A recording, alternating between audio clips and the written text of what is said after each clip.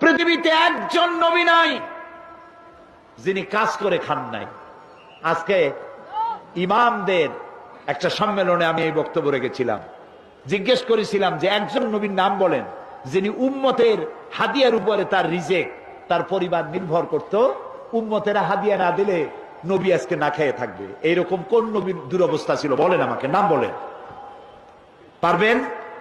পারবেন? আদম আলাইহিস সালাম কৃষি কাজ করতেন, ইদ্রিস আলাইহিস সালাম জমিন চাষ করতেন, দাউদ আলাইহিস সালাম কর্মকার ছিলেন, লোহার অস্ত্রপাতি, খোমতা, শাবল, দা, বটি থেকে শুরু করে সব বানাইতেন। সব নবী কাজ করেছে।